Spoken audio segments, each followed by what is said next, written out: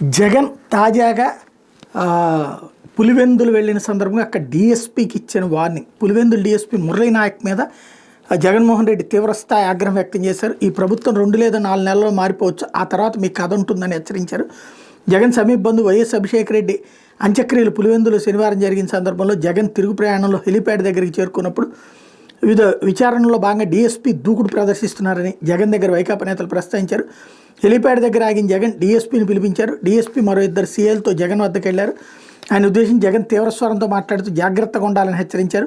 DSP మౌనంగా విని అక్కడి నుంచి వెళ్ళిపోయారు. రిమాండ్ ఖైదీ వర్రా రవీందర్ రెడ్డిని ఇటీవల 2 రోజులు కస్టడీలో విచారించారు. కడప ఎంపీ అవినాష్ రెడ్డి పిఏ రాఘవరెడ్డికి 41 నోటీస్ ఇచ్చి పలుమార్లు విచారించారు. వీళ్ళందరినీ డీఎస్పీని విచారిస్తూ వివరాలు రాబట్టే ప్రయత్నం చేస్తున్నారు. ఉన్నతాధికారుల ఆదేశాల మేరకు డీఎస్పీ తన బాధ్యతలు నిర్వర్తిస్తుండగా అందరి ముందు బెదిరించడం పోలీస్ శాఖలో చర్చనీయాంశమైందని ఈనాడు రాసింది. ఇంతకీ ఉన్నతాధికారుల పర్యవేక్షణ సరే, ఎవరు రాజకీయపరమైనటువంటి పర్యవేక్షణ కాకుండా అధికారులు నిజంగా పర్యవేక్షణ చేస్తున్నారా?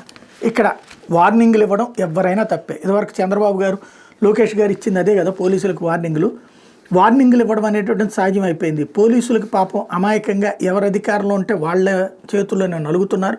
ప్రతిపక్షం వాళ్ళ చేతన దోషణలకు గురై అక్కడ నలుగుతున్నారు.